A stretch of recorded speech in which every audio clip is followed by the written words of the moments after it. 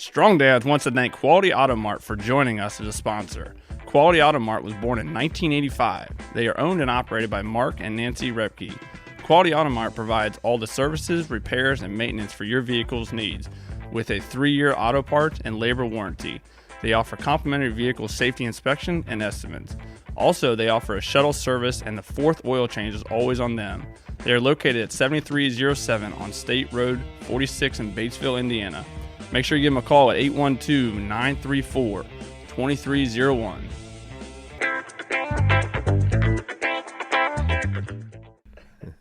Hey guys, what's going on? Welcome back to Strong Dads here with Merle. We have another special guest in the house. Yes, we do. We have, so there's only a couple of our guests that have been 2-time He's guests. A repeat offender. I know. Yeah. But so kudos to him, and we'll get into who our special guest is here in a second. But really excited back on our show. Merle, how you doing? I'm doing very well. Good. We're enjoying the change of seasons around here, so Right. that's good. But I do want to talk about our topic today because, oftentimes we try to get into conversation with men about challenging them. So one of our deals is challenging and encouraging men to do better. All right. Yep.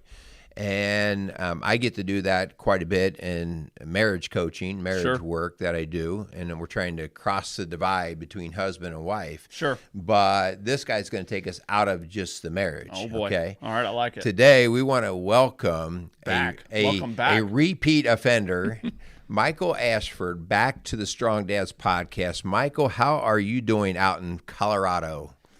Gentlemen, pleasure to be here. Colorado is beautiful. It's my favorite time of the year in Colorado. Summer and early fall are just a dreamland here in Colorado. So appreciate you guys having me back on. I'm excited for this conversation because it is desperately needed, man. I like it. Yeah. Well, so just so that our listeners can kind of tune into what we're doing here, the last time we had you on, you were running the Fit Dad Fitness podcast, right? And also, I think you had a trainer business, personal trainer business along with that. Is that okay? And so that we contacted you there because we're Strong Dads, and I also do a fitness component of what I do. But you were, I believe, more heavily in the fitness side, but you also are dealing with dads. And so that was kind of our connection last time. But we're going to go down a completely different road this time, okay? We're not really going to be talking fitness, at least in physical fitness. Yes. And Kyle loves that. You're one of these guys, Kyle. I refer to you people like you're a skinny fat guy. Like he can eat whatever he wants and he stays skinny, he stays fit, he stays strong, but he doesn't really have to think about it. But that will come back to bite you. So anyway, how about we'll thank our sponsors, and Michael, let's get into what you're doing, okay? For sure. Yeah, Strong Dads, we would love to thank Quality Auto Mart for coming alongside of us. Quality Auto Mart, check them out. They got a lot of cool stuff for all your auto needs out there. Check them out. Let them know we sent you up there. So for sure, over in Batesville, Indiana. I know last time I messed it up, Batesville, Indiana. That's right. All right, I also want to thank Casey's Outdoor Solutions for all your landscape, hardscape, and even home decor needs. Contact Casey's Outdoor Solutions. This time of year especially, mum's the word, right? The whole place around here, mums are the flower for fall. And so Jenny told me to go get apple cider, whatever, and I had to go seeking for that. So I know all you ladies out there are into the fall thing. Well, you can get all that at spice. Casey's. Apple spices and pumpkin spice. Right. Here we come. All right. So let's talk a little bit, Michael. Before you were into the fitness arena, okay, and you made what I'll call a hard jump to a different subject matter completely than talking fitness. So help our guys understand, like, okay, what are we talking to you about today? What's going on? What's different? Oh man, there's a story there, isn't there? So picture it's June-ish 2020, and just guys, think about everything that was going on in the world at that time. Mm-hmm. You had right in a row, the murders of Breonna Taylor, Ahmaud Arbery, and George Floyd, excuse me. And then you had the subsequent demonstrations where, half of the country was pitted against the other half. Half of the country felt that it was kind of a reckoning, a final reckoning of, look, this can't happen anymore and we're sick of it. And you had the other half of the country saying, look at these mobs trying to tear down America. So you had that just tension, very real tension, right? Then, of course, we're watching, Donald Trump and Joe Biden debate each other, and I use debate in air quotes, where I don't term there. I don't accept that behavior from my children. Yep. Like, let's be honest there. And here we are expected to vote for one of these two men to lead our country. Mm-hmm. So just one of the most hate-filled, animosity-filled presidential elections that I think any of us have experienced. On top of the fact that we were sitting at home, quarantined, in the middle of a pandemic that none of us had ever experienced before. And that was bringing out emotion from all different angles. And I'm sitting there watching the news with my wife and just thinking, what in the world can I do? I feel so incredibly helpless, but at the same time, I feel like there's got to be something out there I can do. And me being a podcaster and a former journalist, I was like, well, I'll start another podcast. And because I got the overwhelming sense that, yes, while all these major issues and goings on were incredibly important, I had a theory that we weren't as divided as we were being made out to be. That there was far more common ground. There were far more things that we could agree on. We can be far more civil with each other, even when we disagree, than how we are being portrayed, how we interact with each other online and on social media. Like, I don't feel that's who we are, was kind of my thesis. So I started my podcast. It's called The Follow-Up Question. And it is exactly as it sounds. As I said, my background is I'm a journalist. I got my degree in journalism and mass communications from Kansas State and worked as a professional journalist for several years out of college. I know how to interview people. It's one of the things that God has blessed me with the desire and the skill to be able to do. So all I wanted to do was just invite people from different perspectives, different backgrounds, different experiences, and just ask them questions with the theory that if I did that, we'd find common ground. Mm-hmm. All right. So how this gets into going away from the fitness stuff, several things there. I get to later in the year in 2020. I'm loving the podcast. I'm having incredible conversations with just the most diverse array of people that I never would have connected with had I not started this show. And I'm loving it.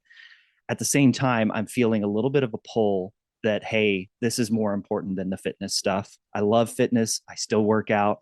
And this is really important, guys. My boss came to me and said, Michael, I think you're doing a little too much. Like, I have a full-time job. This is not what I do full-time. Full-time, I'm the director of marketing at a software company. And so he sat me down. He's like, look, I'm concerned that you're dividing your attention in a lot of different areas. And we, as your full-time employer, aren't getting our fair share. Yeah. Guys, there was a moment where I was like, who does he think he is to tell me how to live my life? And that quickly turned into, oh my gosh, he's right. Like, he's right. And I got to make this right. I'm the sole breadwinner. I cannot let my offense and my ego control me right now. No. So he and I made a plan, and I said, look, I'll shut things down. I ended the podcast. I stopped training people. I still ran Fit Dad Fitness, the website and the social media, until, where are we? We're September 20th, 2022. About a month ago, I said, it's not worth it anymore. And I so love the work that I'm doing with the follow-up question and the speaking opportunities that I'm getting and the people that I'm connecting with and the message that I feel is resonating enough. I'm going to go all in with that in terms of shutting down the fitness side and making sure that my outside focus is on that. So I'm a talker. That was a very long-winded answer to your question, Hutch, but that's how we got to this point, if that makes sense. Yeah.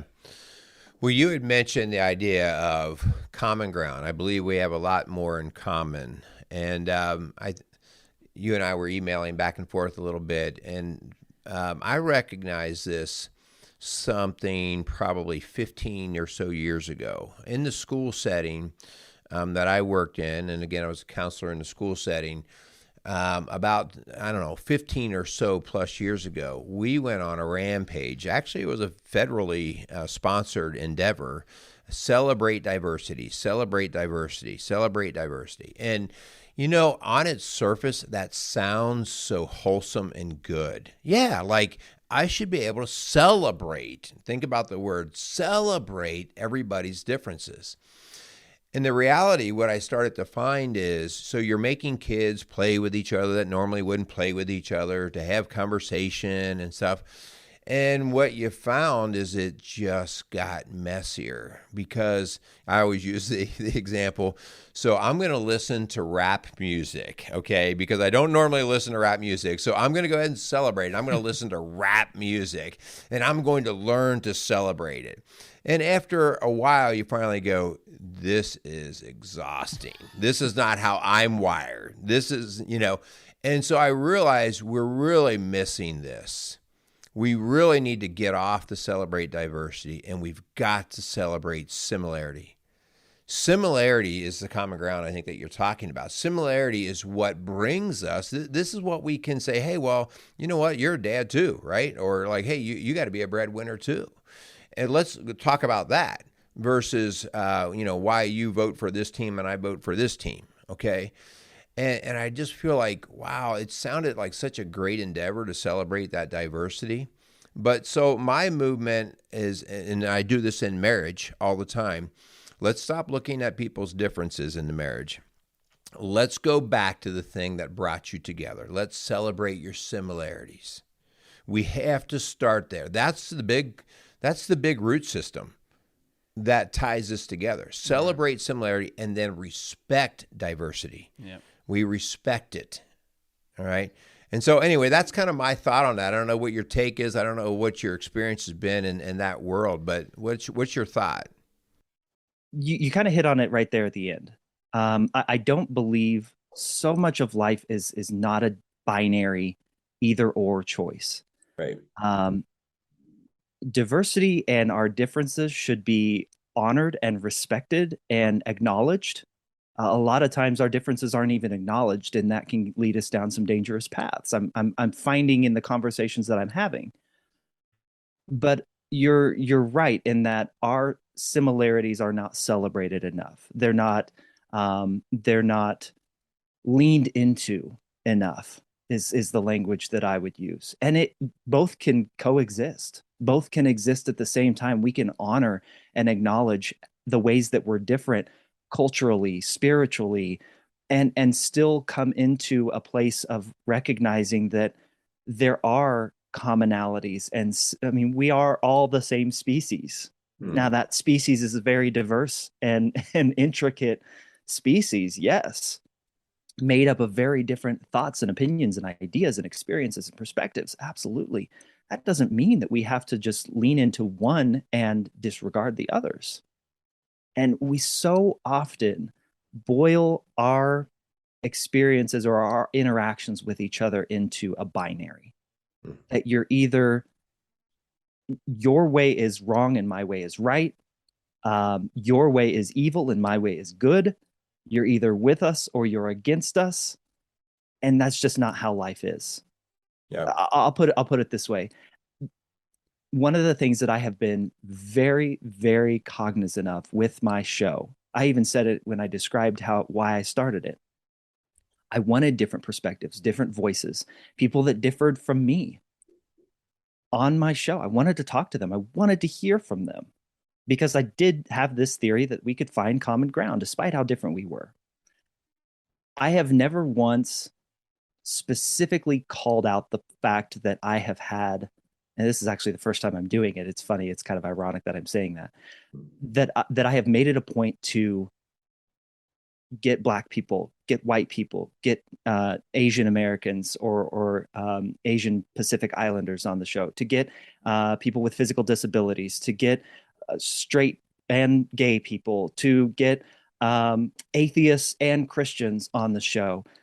I've never specifically called out the fact that this week I'm talking with an atheist and that I specifically went for that. Does it come up in the interview? Absolutely.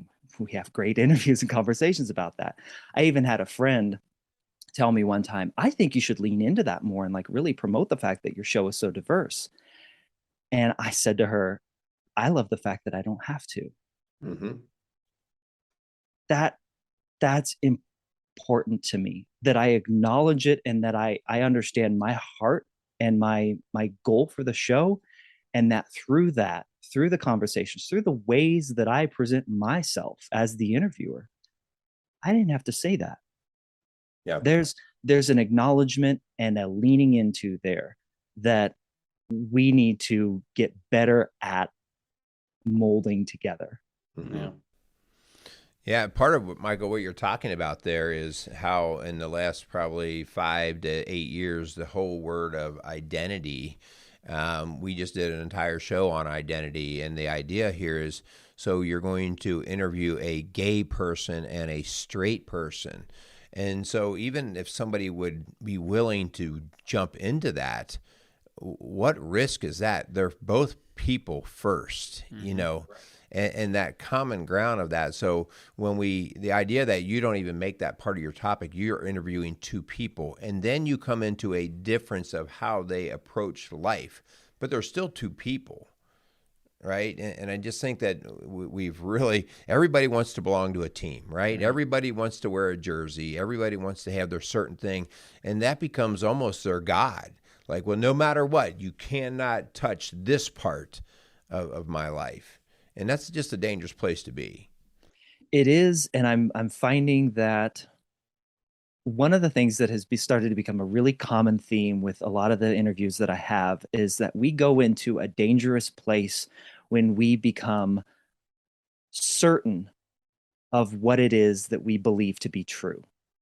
There are truths, we can get into what the definition of truth is. Even that's up for debate these days. But I look at my faith, for instance. I look at my faith and my faith in God, my relationship with Jesus. And I believe now one of the marks of a mature faith and a mature believer is that you're actually less certain of how and when and why God moves. Mm-hmm. But my relationship becomes strong. My relationship with God becomes stronger through that uncertainty, right? Mm-hmm. There's a peace, there's a digging into, there's a leaning into of trying to advance my faith and my relationship with God, while at the same time being less certain. How in the world could I presume to acknowledge and love and have a relationship with an infinite and always there and always will be God? And understand the how and the what and the when of his movements. I've always been really cautious when you get into conversations with people and they'll say, well, I believe it's the will of God. And, so I went and I took this new job because it seemed like God was opening all the doors and the windows and this new job, and God just presented it to me. And then all of a sudden, 6 months down the road, they're like, this is the worst job of my life. What's going on? And again, I don't even know. I don't even know what that means anymore because it's way beyond my scope. I don't even have the capability to know, what is of God, what is of me? Sometimes it was just sparkly and flashy and caught my eye, and I can say, well, the stars aligned just right, and I'm just going to credit that to God. So I do hear you with that idea of we become so certain how we say, oh, that was God working, when in fact, I just don't even know. Yep. What I do know, I know what... I know God's nature from the sense of I can watch his physical nature. I can see his trees and his seasons, and I can see that, and I see how things work in that way when they're done well. And I know what his nature is with humans. And I think the thing that blows me away is that Jesus is actually so far out of the human nature. He does things that does not make sense to us. And that is even, like you said, that makes me even want to have more faith. Yeah. Because he does not act like us. Yeah. We punch our enemy, and he loves his enemy. Yeah. All right. And so that is confusing to me. That's why I want to strive even more to go, I don't know if I get this whole God thing, but I do believe there's something to it. You got it. Well said. Hey, Michael, I want to go back to what you're talking about. So you're talking, having people from all different walks of life on your podcast, to ask those follow-up questions. Is there a common thread that you're finding kind of throughout all those conversations you're having with different people, again, of all different walks of life, whether that is, race, religion, whether that is, whatever they quote unquote identify at? Is there a common thread that you're finding kind of in all those conversations? Oh yeah. One is we don't want common ground, or at least on the surface we don't. And that's been a realization over probably the last 6 months or so that I've started to come to is leading with the message of let's find common ground with each other, really hard. We don't want it. There's too much uphill battles that we're trying to fight there that I've started to back off a little bit of my messaging of that. Now, do I think it's possible? Absolutely. And do I think common ground exists? Yes. I'm taking a little bit different approach to it though. What I'm finding is that we were never taught to communicate well. We were taught from the moment that we're born, basically, to exert your will on someone rather than extract from them, to understand, to listen, to have empathy, to relate to them. We were taught to speak with certainty, to find the right answer and to speak it with certainty. We were taught to debate. I mean, how many of us took debate in public speaking classes where we had to take a perspective and argue that side to the death, basically, figuratively? I was in mock trial in high school where we acted like pretend lawyers, and we were taught by real lawyers, never ask a question that you don't always know the answer to. Well, what does that do to our curiosity? That just shuts it completely down. You use questions as weapons rather than as a chance to learn. How many of us took writing classes in high school or college where we had to write persuasive essays? Like, just over and over and over again, we were taught you have the right answer and stick with that right answer. And it was demonstrated to us. It is consistently, shown. It's incentivized on social media to be firm and right in what you believe and never waver. And you are losing the complete other half of what effective, real communication looks like. The ability to ask questions because you're actually curious about that person and you want to actually understand their views and perspectives. How to actually listen and not make it a performance. Like, so much of this phrase active listening involves, mirror their body language and have your hands out to them and nod yes when you agree with them. So I'm supposed to act like I'm listening to them rather than actually listen to them. Yep. We weren't taught how to give space to someone. We so rush into, I've got to cut them off and give my opinion, and I've always got to be at the ready with something else to say. Well, what if you didn't? What if you let some uncomfortable silence linger out there? Like, all of these things, I'm realizing that we were not taught to communicate well. And so that's a common theme that I'm finding.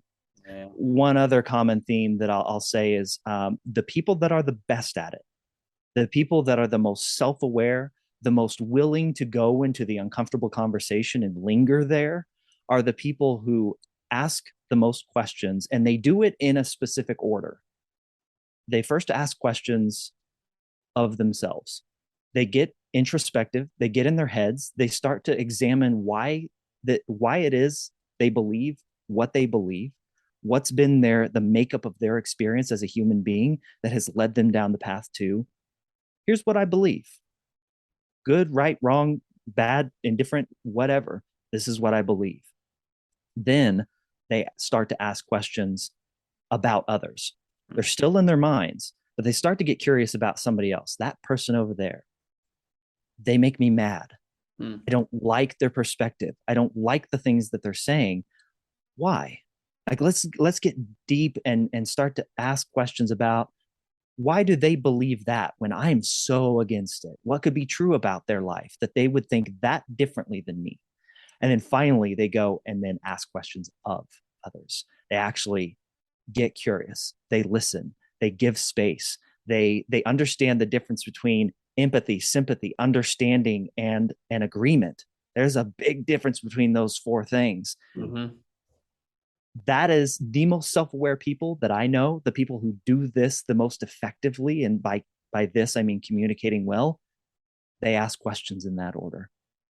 That's great stuff. I mean, that is, what we find all the time in the counseling world when you have a husband and wife that are at odds with each other and there's still that tension that you can feel in the air. I will watch the wife be speaking of something, and then I will glance my eyes back and forth to the husband, and you will see he's already shut her off, and he's thinking of his reply to her. Mm-hmm. In other words, and that comes from that whole idea of I had to establish my narrative, all right, and then I have to build it, and now I have to protect it. Right. And so that narrative is like, well, I'm right, or this is my way or the highway. Right. These kind of things. And so in the meantime, she's over there talking and he's already formulated his next argument point. He's dropped her. And so frequently I'll see that happening and I'll be like, okay, let's just stop. Okay. Tell me what she said. And I want you to tell me what she said, not using her words, but using your own. And he can't do it. He can't do it. All right. And he will, well, she said something about, the store and all this. Is like, no. What was she saying? Well, here she's hurt because of what's going on. And she's trying to express that. And he's blown away. And so that whole idea, like in our world, I purposely put dead space in. I have to plan it. So this is a very mechanical thing when people are enraged. I have to literally say, you don't get to talk. She's going to talk and we're going to take 30 seconds and we're just going to sit here. Okay. And that feels like 3 hours. They don't like it, but you have to train that, like you said, because they're so busy with their narrative in their head that this is something that they have to protect because this is them. Yeah. This is how they identify. Yeah. Great stuff. There's a woman that I spoke with on my show. Her name is Justine Lee, and she was a nonprofit organizer, and she actually started this organization called Living Room Conversations, and it was getting people together with different views of the world and in a living room setting over food usually, and having them talk. And she introduced me to something that she called radical empathy. And it's similar to what you were just saying, Hutch. It is, can you voice the opinion of someone else as if it were your own? Mm-hmm. So not just say, well, they think this and they meant this and this is what they believe, but actually put it in the first person. Mm-hmm. So I'm going to say what Hutch believes as if it were what I believe. And it is wildly uncomfortable. If you think about all the issues that divide us right now, just think about someone who is staunchly pro-choice, articulating the views of someone who is pro-life as if it were their idea or opinion, or it's so uncomfortable, or the reverse of that. It's so uncomfortable, but it is a wonderful way to begin to understand how someone came to that view. You begin to understand the makeup of that person in a very profound way. And you have to listen to them. To your point, you got to listen to them. So Michael, obviously here at Strong Dads, we're talking to dads and we're talking to men and really trying to, we talk a lot about the next generation and bringing up the generational kind of so that way, because a lot of the problems we currently see as far as on the dad side has been this multi-generational fail, the dads are just failing. As we kind of move this conversation, like obviously you've talked about addressing some of the things as far as the common threads throughout a lot of the conversations.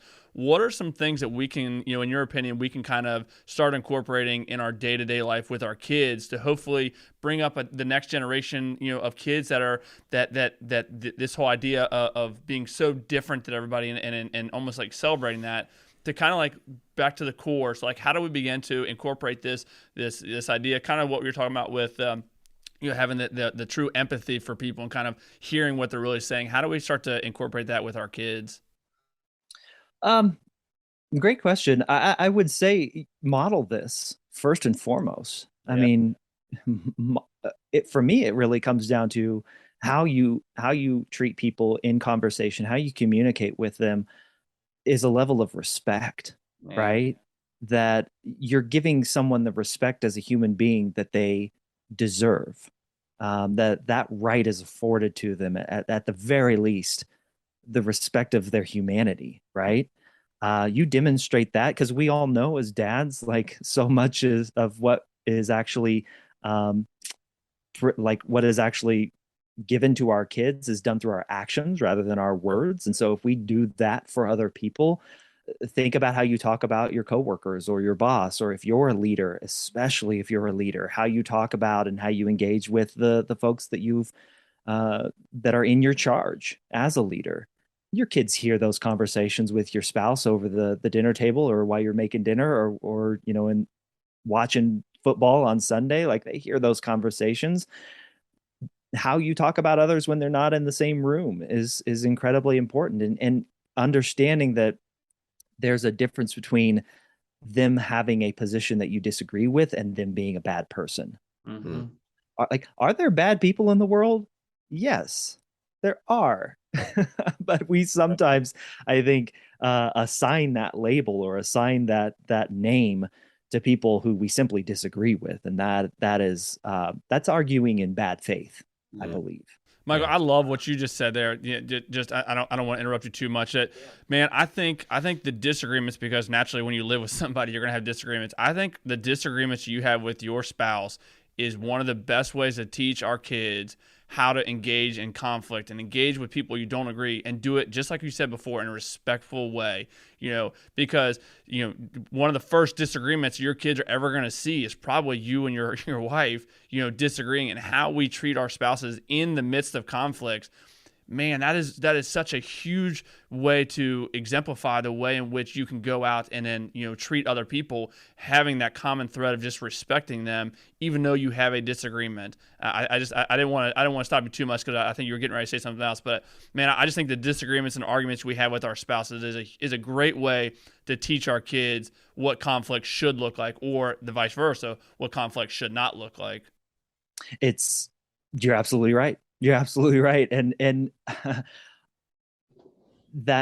what's the cliche? Like how you model your relationship with your spouse, your son will understand how to treat his future spouse, and your daughter will look for someone who treats her that way.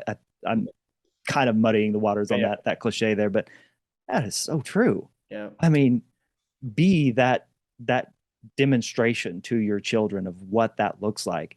Yeah. Something else that I always try and keep in mind, like I've got a tween, I've got a 12-year-old boy and a 9-year-old daughter, and one of the things that I try really hard, and I don't get it right all the time, nobody does, but I fail just like anybody else. I try to put myself back in their place. That radical empathy that we talked about. Yeah. What was it like at 12 years old? What were the things that I was concerned about? What were the things that I thought were unfair that my parents did? And voicing that and acknowledging that in your children. Give your children credit for what they can understand and what they can absorb.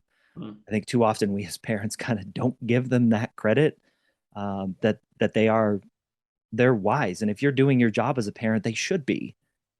You should be having those conversations. You should be explaining the ways of the world to them as you see it, and based on your morals and ethics. But also understand there was a time when you were 12 years old and you thought chores were unfair too. I still do. That's called a honey-do list now. Yeah. Exactly. It just morphs a little bit. Yeah. Yeah. I think there's such a power here too that and I'd be curious to see what you've run into in various interviews about emotion. So one of my rules when I'm actually coaching couples, and this is a little bit tongue-in-cheek, but not really, I say from now on, there will be no more arguments in this marriage. No more arguments.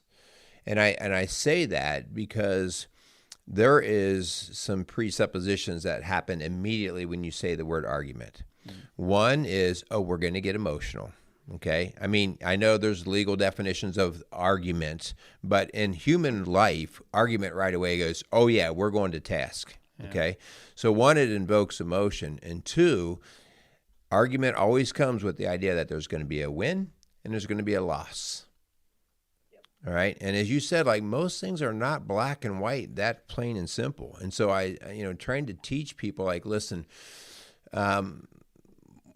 first off, we're not allowed to go into this conversation when we are all blown up emotionally. Yeah. All right. So we got to get the emotion under check. The second thing is are you wanting to win so that you feel good and you can say, okay, I beat my spouse on this issue and now I'm over top? Or do you want to win for the marriage? What would be best for the marriage? And so some of these topics, everyone believes they're fighting for the betterment of mankind, when in fact it might not be that. It might be so that I look better than you. I win the argument. And I think it's just a dangerous place. Like right away, like when I see argumentation going on, it's like, yeah, well, we're gonna turn the stove down a little bit. And we're gonna let this emotion calm down. And I'm going to ask you, is it really important that you win this for you, or are you winning this for us? I interviewed a guy recently who introduced me to the phrase total victory fallacy. That so many of the issues that we're concerned with, including in our marriage and in the arguments that we have and the disagreements that we might have, we're obviously two different people in a marriage. You don't want to be the same people. That would be probably a little boring and weird. Yeah. But it goes back to what I was saying earlier. There's this, what we've been taught, what we've been modeled, what we're incentivized with is to try to get to total victory. Whether it is over someone we disagree with politically or spiritually or relationally in our arguments with our spouse. Hutch, you just made a great point. What does it say about your heart if you are trying to achieve total victory over your spouse? Like, to what end? To what gain? Yeah. What does that do for the marriage? I gotta believe, like, I don't want to treat my wife as I would, somebody that I'm on the football field competing with. Right. Yeah. Right. Like this is not a binary game. This is an infinite game, to use Simon Sinek's language a little bit there. We're in this for the long haul. This is not at the end of the day, we choose a winner and a loser. Like, that's not how marriage works. That's not how most things in life work. There are no rules. There are no set standards or rules that we're playing this game with. So why in the world would you want to try to achieve that total victory? And part of what Dan Vallone, he is the guy I interviewed, part of what he said was, when you accept that total victory is not the outcome that you actually want, the solutions will at times feel perhaps a little unjust, a hit to the ego, maybe even morally dissatisfying. They're going to feel messy. But what does it do for the relationship when you lean into that discomfort, when you lean into that mess and try and clean it up with your spouse, with your partner, with that person that you disagree with? One of the words that I interviewed the former ambassador to the UK and Sweden, the former US ambassador to the UK and Sweden. And one of the phrases that he told me about that I use all the time is co-creation. What if so often we're trying to come to an argument or come to a point where we disagree with our solution, and we want our solution to be the way that ultimately gets decided upon. And again, going back to the total victory fallacy, that means the other solution is wrong and we push it aside. Well, what if we came together in our mess and our discomfort and co-created something completely different? We worked on the solution together, and we can. It even goes beyond compromise. It's like we both have this idea of how this should work, but what if there was a third way? Yeah, I was going to say, like, you're touching on compromise, but then the compromise is kind of the melding together of two different plans, whereas the co-creation is, so how about something even different that we both instrumentally build? Yeah, yeah, exactly. And I'll just say, there are a lot of things my wife and I, for instance, get wrong, but one of the things that I think we get really, really right is our kids have never seen us raise our voices to each other. They've seen us disagree. They've seen us, maybe even have slight arguments here and there, but it's always done out of respect. That's not to say that emotion is a bad thing. I think there are times where emotion is needed. It's how you have your handle over it and how that emotion in that moment doesn't lead to destructive emotion down the road. Yeah. Right. But that's one thing that my wife and I have made a very clear point on we've striven to make sure, to your point, Kyle, how we demonstrate argument and disagreement to our children. We're hoping, our theory is that they're going to understand what that looks like down the road. Yeah. Yeah. Well, Michael, you talked about like the active listening earlier. And one thing that we do with kids all the time is, you can teach the active listening, like did you look at their eyes and their body language and all that, but you will quickly move that from just an act to a reality if you say to your kids, okay, in your own words, tell me why your sister is upset. And then, well, I don't know, well, because they really weren't paying attention. And so I will have like our daughter go back and say, okay, explain what's going on. And I mean, it is a mechanical process in terms of like, you have to teach, okay, did you see? I mean, look at her. She's, read the heart, those kinds of things. But then when he has to put it in his own words, I mean, like you said before, that is so uncomfortable. But now he starts to get so much more of why I've got to pay greater attention. It's no longer an act. It's like, no, you don't act like you know how to field a baseball. You actually get out and you start practicing how to get down on the ball so it doesn't go through your legs, And these are things that we can do with kids, but we have to model it, we have to show it, and then we have to let them get dirty with it. Well, that's where I was going to go is we have to model it ourselves, because we as parents, I know I do, have a tendency to jump in and just demand the solution right away. Like, okay, you were wrong, you were right, go. Like, right. go do this. We have a tendency, and circumstances sometimes require that of parents, right? That we have to kind of set the rules and be unbreakable in those. But we have to first kind of come to the conversation in our position as mediator in those, as with that in check as well, that we're coming to the conversation with a heart of asking questions as well, and understanding and trying to get inside both views rather than just kind of dictating our edict from on high as parents. Okay, so I got a question for you. Something I fail at quite a bit. No, I've got many ribbons on those failures. So what's the outlook?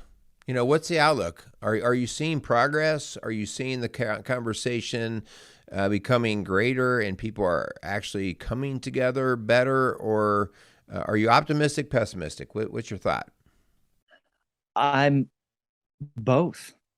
I'm optimistic and pessimistic and a little bit in between. I think the people that I've connected with that have come on my show, one of the things that I see over and over again is we have a fantastic conversation. We will have this nuanced, intricate, detailed, messy conversation about really important topics. And then I always get a little bit disappointed. They'll go on, I'll see them on social media like a week later, and it's anger and, back to the binary, my way's right, your way's wrong. Yeah. It's a difficult habit to break. Yeah. We are really good at convincing ourselves that we are right. We're good at finding information that validates our opinions and our views. We're really good at dismissing those that don't. And so, I'm one man trying to fight a lifetime of reward systems and value systems and ways of being taught that have gotten us into a lot of the messes that we're in. Yeah. But I am heartened by the fact that so many people, when you get them one-on-one, are willing to have those conversations.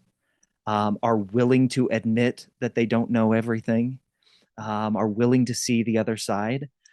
I've just, the next phase, I think, of the work that I'm doing is how do I grow that and scale that and make that something that is more valuable to people than the value of being right.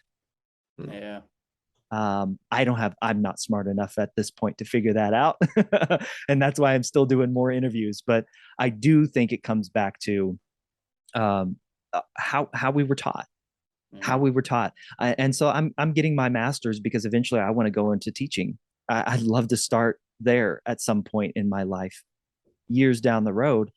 But I think it does have to start in school. It does have to start at the home with parents and modeling that behavior. I don't have a great buttoned up answer yet, but I'm looking for it. And that's what I want people to do with my show is come along with me.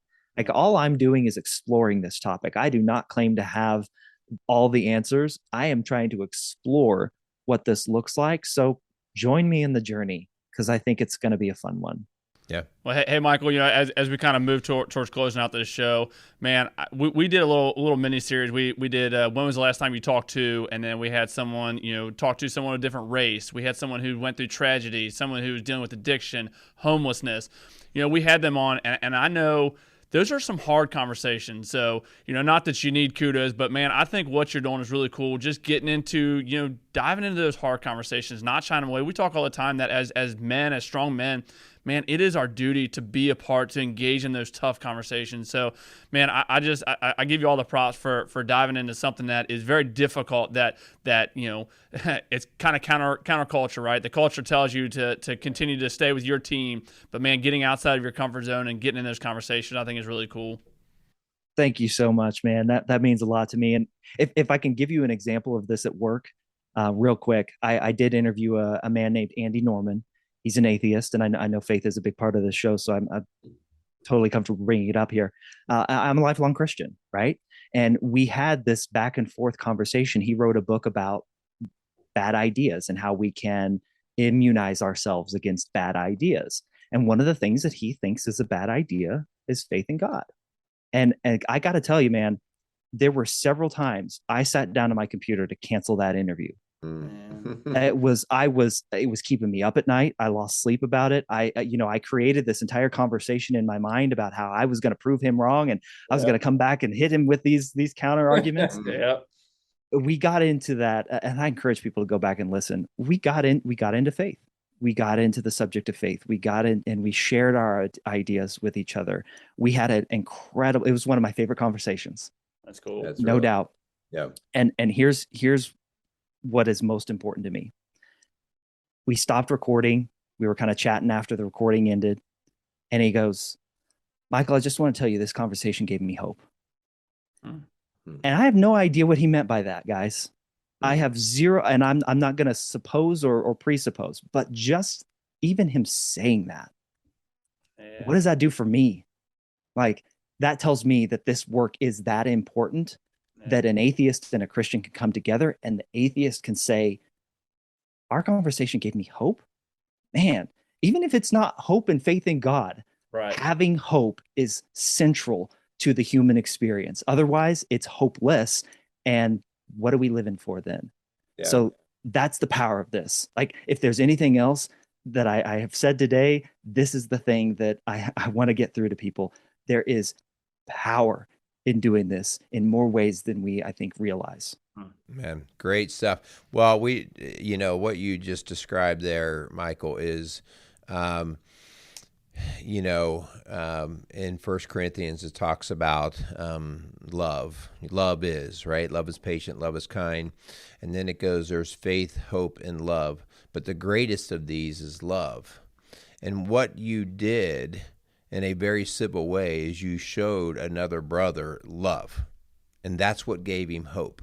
And we think of love in so many other ways, erotically and so on. But love is just like, hey, you know what? I care about you. Yeah. And you treated him well with respect, and so that's why his hope came through the way that you showed love. And I think that's, if we go in and we're attacking everybody because we're arguing, there's no hope in that, right? Because there's no love in that. And I think that's another reason why I'm a Christian, because Christ, his work was all about love. Yeah. Because it's so weird to us. It's so strange and foreign. But what a great point. Thanks for bringing that up. Michael, how can people get a hold of you, hear what you're doing, watch what you're doing? How can they connect? So my website is michaelashford.com. Everything is there. And the podcast is The Follow-Up Question. You can find it on any and all podcast players. I also do have a YouTube channel where I post clips. I don't post the full episode, but just clips of my interviews with these folks, of the most interesting things that they say from my viewpoint. So you can check that out too. But yeah, my website and the podcast. Awesome. All right. Any final words you want to leave any of our listeners or viewers with? Keep asking questions. Yeah. I like it. I love Perfect. it. That's awesome. All right. Well, we want to thank you so much for your time. We want to keep encouraging you to go out and do the work that you're doing. That's frontline work in a very contentious culture that we're in. And I would second what you said earlier. If you really want to do anything with this, let's just start in our home. Yeah. Let's start teaching our kids how to do these things. I mean, if you're going to wait for a politician to do it, good luck. Okay. You're going to be waiting a long time. Yeah, because, there's other things at stake there. And so you got to start in your home. Got to start with your marriage. And then, that's where we can see the next generation have even greater hope for some change. Control what you can control. Your sphere of influence. Yeah, love it. Very good. I love it. I'm going to do some Thank you. Thanks so much, Michael. Yeah, thanks so much for Quality Auto Mart, Case Outdoor Solution, come alongside of us. Thanks, guys, for continuing to listen. Michael, keep going out there. Keep doing what you're doing, man. That's awesome. Love hearing it. Hope you guys are out there having a good week, and go out there and be some strong dads. All right, Michael, we will be following the follow-up. All right. Thank you very much, sir.